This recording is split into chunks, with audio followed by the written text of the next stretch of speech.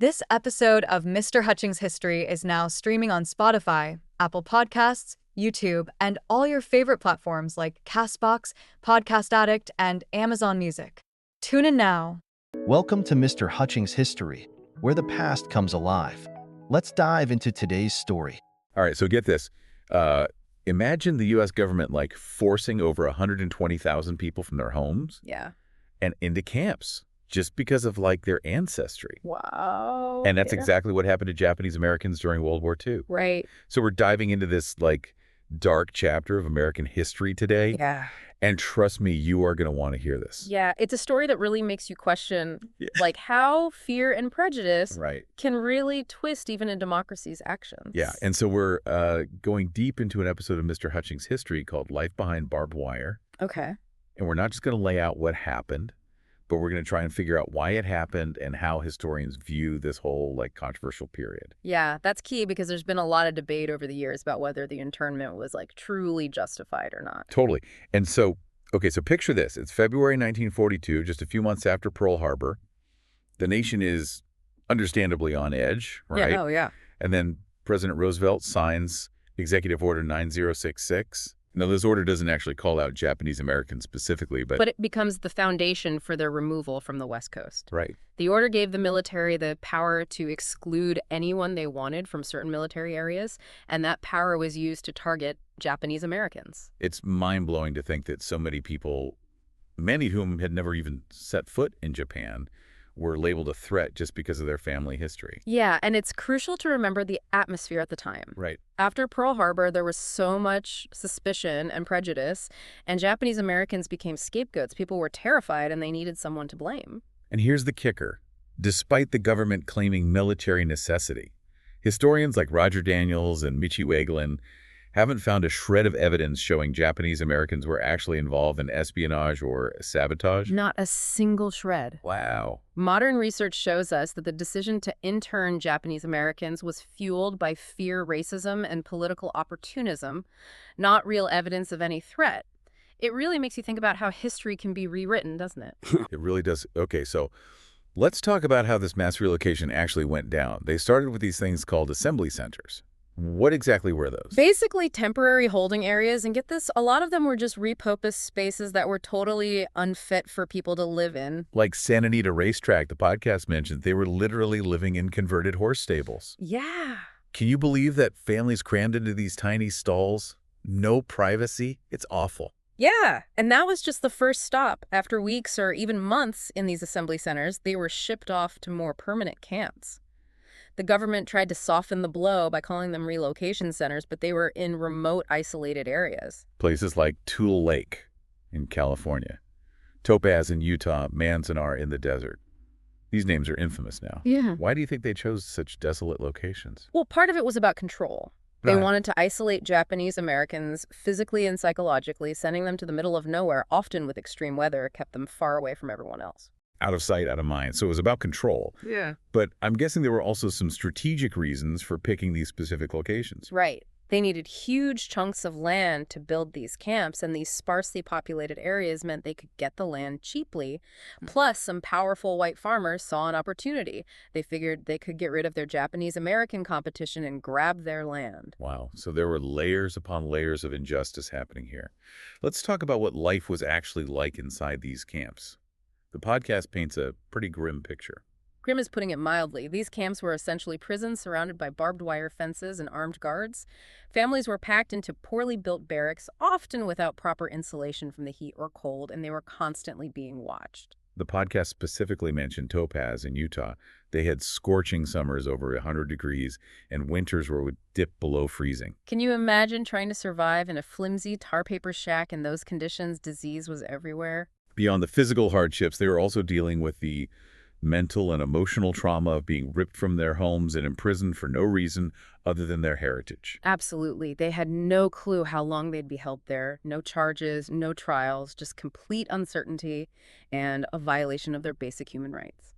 And on top of everything else, they lost everything, right? Their homes, businesses, everything they had built. Many had to sell their property and belongings for a fraction of what they were worth just to get by. The financial losses were immense, and some people never got their property back. It's hard to wrap my head around the level of injustice they faced. But here's the thing I find truly incredible in the middle of this horrific situation. Many Japanese Americans still held onto their patriotism. They raised the American flag, sang the anthem, and tried to keep some sense of normalcy within the camps. Is one of the most complex and thought-provoking aspects of this whole event. After being unjustly imprisoned by their own government, many still clung to the idea of America and its ideals. That seems almost impossible. Why would they hold on to that patriotism after everything they had endured? I think it was different for everyone. For some, it was a way to cope, to hold on to hope when everything felt hopeless for others. It was an act of defiance, a way of saying, you might have taken our freedom, but you can't take away our identity as Americans. And think about this, at the same time all this was happening, you had Nisei soldiers. Those are second-generation Japanese Americans fighting bravely for the U.S. and Europe. It really highlights the hypocrisy of the internment policy, right? How could the Wow. government claim that Japanese Americans were a threat to national security while their own sons were risking their lives to defend that very nation? It just doesn't add up. Hmm. So was any of this even legal? Did anyone try to fight back in court? There were a number of legal challenges, but the most famous one was brought by a guy named Fred Korematsu. That's a fascinating case. Yeah. What were the key arguments? Well, Korematsu was a young Japanese American who refused to follow the evacuation orders. He believed the government was violating his constitutional rights, and he was ready to fight for them. His case went all the way to the Supreme Court in 1944. So what happened? Did the Supreme Court rule in his favor? Unfortunately, no. In a 6-3 decision, they decided that Executive Order 9066 was constitutional. They said that national security outweighed Korematsu's individual rights. So basically the highest court in the land said it was okay to lock people up based on their race. That's a tough one to swallow. It really makes you think. It was a deeply flawed decision, and it set a dangerous precedent. But there's another layer to this that's even more disturbing. Years later, it was revealed that the government had purposely kept important intelligence documents from the Supreme Court during the Korematsu case. What did those documents say? They showed that Japanese Americans didn't pose any real threat to national security at all. The government's claims about espionage and sabotage were totally unfounded. So they basically lied to the Supreme Court. It certainly appears that way, and it shows how easily the government can manipulate information to get what it wants, even if it means being unjust and discriminatory. Clearly the internment is a messy and complicated event. How have historians viewed it over time? Has their thinking changed much? It definitely has. There are actually several different schools of thought on this whole issue. Okay, let's unpack those counts. What are the main perspectives that historians have put forward? Well, some historians try to justify the internment as a wartime necessity, saying it was a tough but understandable response to the perceived threat from Japan. But as we've discussed, modern evidence really throws a wrench in that argument. So what are the other perspectives? Others argue that the internment was fueled by racial discrimination and political maneuvering. They point out that no other ethnic group faced such extreme measures, even though German and Italian Americans also had ties to enemy nations. So race played a huge role. But what about other factors? Some historians focus on the economic motivations behind the internment, believe it or not. Some people actually profited from this whole situation. Japanese American farmers were doing really well in California, and their removal allowed white farmers to swoop in and take their land. It's just sickening that people would exploit a national tragedy for their own personal gain. It's a dark side of human nature, but it's important to acknowledge all the factors that were at play. So we've got the wartime necessity argument, the racial discrimination angle, and the economic angle. Are there any other major perspectives on this event? There's also the perspective that focuses on the legal and constitutional implications. They argue that the internment was a complete betrayal of the core principles of America and a violation of basic civil liberties. It's a reminder that even in a democracy, even in times of war, our freedoms are always at risk. Absolutely. The internment serves as a cautionary tale about the dangers of government overreach and the fragility of civil liberties. We need to be constantly vigilant about safeguarding those liberties. Well, I think that's a good place to stop. For now, we've covered a lot of ground, but there's still so much more to explore in the next part of our deep dive. We'll get into the personal stories of those who were actually interned and examine the lasting consequences of this historical injustice. Stay tuned because it gets even more compelling. Welcome back. I don't know about you, but after that last segment, I'm like really ready to hear the human side of this whole story. Me too. And we've laid out the historical and legal context, But numbers and facts can only tell us so much, right? Right. It's time to delve into the personal stories of those who actually lived through this. Yeah, it's the difference between reading about a hurricane Yeah, and like actually experiencing one. totally. To truly grasp the impact of the internment, you need to hear the voices of those who were there. And the Mr. Hutchings History episode that we're diving into mentions organizations like the Children of the Camps Project. Oh, yeah. And they've done incredible work collecting and preserving these stories. Absolutely. Their work is invaluable, especially when it comes to understanding the lasting trauma the internment inflicted, particularly on the children who grew up in the camps. Right. Imagine being a kid and suddenly being torn away from your home, your friends, everything familiar, Right. and imprisoned in a strange, desolate place. It's hard to even fathom what that must have been like. Did these kids even understand what was happening? Many were too young to grasp the complexities of the situation. Yeah. But they definitely felt the fear, the confusion, the loss, and those feelings stuck with them long after the camps closed. The podcast mentions that a lot of these kids experience feelings of shame and humiliation. Why would that be? Well, think about it. They were being treated like enemies by their own government. They were constantly told they were different, that they didn't belong. It's not surprising that many internalize those messages, leading to feelings of self-doubt and worthlessness. It's tragic to think that these innocent kids were made to feel responsible for the actions of a foreign government just because of their family tree. And the trauma didn't disappear when they were released from the camps. Many families returned to their homes only to find they'd been ransacked or destroyed. They faced discrimination in housing jobs and education. Rebuilding their lives was a constant uphill battle. So the impact of the internment stretched far beyond those few years during the war. It cast a shadow over the lives of Japanese Americans for decades. Absolutely. And it's important to remember that this isn't just ancient history. Right. The internment's legacy still shapes the experiences of Japanese Americans today. Many who were interned are still alive, and their stories are a powerful reminder of why we need to remember and learn from the past. You mentioned that there are still people alive who were actually interned. Have you had the chance to talk to any of them yourself? I have, and it's always deeply moving. Yeah. Their stories offer a perspective that you just can't get from books or documentaries.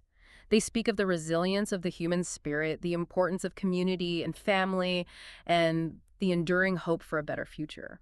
I'm curious, what are some of the common themes that you've noticed in these personal accounts? One that really stands out is the sense of loss. Not just personal loss, but a collective loss of home businesses, possessions, freedom, and even a sense of identity. They were forced to start over from scratch, and that was an incredibly difficult journey for many. I can't imagine how hard it must have been to pick up the pieces and move on after such a traumatic experience. It was, but so many didn't. Their stories are a testament to the strength and resilience of the human spirit. They found ways to cope with the trauma, to find meaning in their lives, and to pass their values down to future generations. How did they find that strength and resilience? What helped them cope? Community and family were crucial. They leaned on each other, shared their stories, and helped each other heal. They also found comfort in their culture and traditions, things like art, music, and food. It's incredible how, even in the face of such hardship, humans find ways to connect, create, and find moments of joy. It really speaks to the incredible spirit within us all, and it's a reminder that even when everything else is stripped away, we still have the power to choose how we respond to adversity. It's inspiring, but it's also important to acknowledge the anger and resentment that many internees felt, and rightfully so. They were unjustly imprisoned, stripped of their rights, and treated like second-class citizens. I can't imagine not feeling bitter after something like that. Absolutely. Many did carry that bitterness. Yeah. But what's truly remarkable is that many also chose to forgive, not to condone what happened, but to let go of the anger and hatred that could have consumed them. They realized that forgiveness wasn't about excusing those who had wronged them, but about freeing themselves from the burden of the past. That's a powerful lesson. It takes incredible strength to forgive when you've been treated so unfairly. It does, and it's a reminder that healing takes time. It's an ongoing process that requires patience, compassion, and a willingness to work through difficult emotions. We've talked a lot about the psychological and emotional impact, but what about the economic consequences? Many Japanese Americans lost everything they had worked for. Their businesses were seized, their properties were sold, their livelihoods were destroyed. Right. The financial losses were devastating, and it's important to understand that these weren't just individual losses, they were collective. Right. The entire Japanese-American community was economically devastated. It makes you realize that injustice isn't just about individual suffering. It has ripple effects that can impact entire communities and even future generations. Exactly. And in the case of the internment, those consequences are still felt today. The economic disparities that exist between Japanese Americans and other groups are partly due to the wealth that was taken from them during the war. That's a stark reminder that the legacy of injustice can linger for a long time. Even after apologies have been made and reparations have been paid, the past is never truly past. It's a crucial point. The internment of Japanese Americans isn't just a historical event. Right. It's a living legacy that still shapes how we think about race, citizenship, and the role of government in our lives. It's a story that we need to keep sharing and learning from. I completely agree. The fight for justice is never truly over. We need to be vigilant about defending the rights of all people no matter their background because, as we've seen, when one group is targeted, everyone's freedoms are at stake. You're absolutely right, and I think it's crucial to remember that the fight for justice isn't just about big declarations or policy changes. It's about the everyday choices we make to be courageous, compassionate, and empathetic towards each other. It's about speaking up for what's right, even when it's hard, even when it's unpopular. It's about recognizing the shared humanity in everyone, regardless of their background or beliefs. I love that it reminds us that even in the face of immense suffering, the human spirit can persevere and the fight for justice can continue. I believe that wholeheartedly, and I hope that our deep dive today has encouraged you to learn more about this history, to engage with the personal stories, and to continue fighting for a more just world. I know I'm feeling inspired. Stay tuned for the final part of our deep dive, where we'll connect this historical event with the challenges we're facing today. Welcome back to the deep dive, and we've spent this episode kind of unpacking this truly heavy and complex part of American history, the internment of Japanese Americans during World War II. Yeah, it's hard to wrap your head around the fact that over 120,000 people, Right. most of them U.S. citizens, were unjustly imprisoned just because of their heritage. And we've talked about the harsh conditions in the camps, the economic ruin, Right. the psychological trauma, the long fight for justice. But now I kind of want to shift gears a bit Okay. and touch on something that you mentioned earlier. Yeah. How this historical event connects to, the challenges we're facing today. It's tempting to think of the internment as like an isolated incident, a dark chapter that we've closed and learned from. But the reality is that the same forces that led to this injustice are still very much alive in our society. Yeah, that's a chilling thought. What are some of those forces that you see as particularly relevant today? Well, one is xenophobia, that fear and distrust of anyone perceived as foreign or different. We saw it rear its ugly head during World War II when Japanese Americans were scapegoated and demonized simply because of their ancestry. And unfortunately, we're seeing echoes of that same xenophobia today, Yeah. often directed at immigrants, refugees, and Muslims. Exactly. The language of fear and othering is still used to justify discriminatory policies and to chip away at civil liberties. It's a dangerous cycle that we need to be aware of and actively resist. Another parallel that jumps out at me is how national security concerns can be used to justify the erosion of civil liberties. And we saw that with the internment, where the government basically said that national security trumped individual rights. And we've heard similar arguments in the years since 9/11 with the expansion of surveillance programs, the detention of suspects without trial, and limitations on free speech. It's a tricky balancing act, right?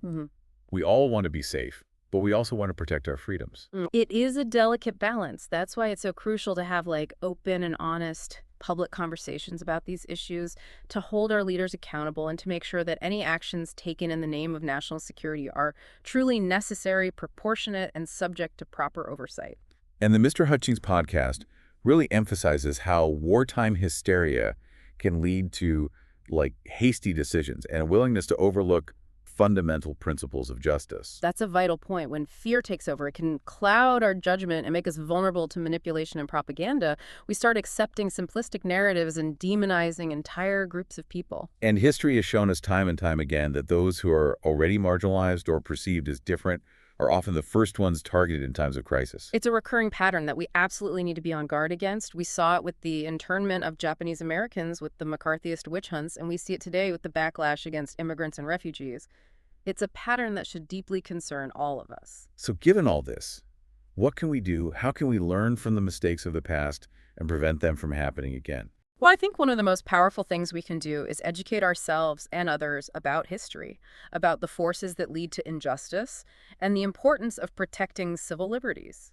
Knowledge is power. The more we understand about what happened in the past, the better prepared we are to recognize and resist similar threats in the present. Exactly. And we can't be afraid to speak out against injustice, even when it's uncomfortable or unpopular. Right. Staying silent just makes us complicit. We all have a responsibility to stand up for what's right.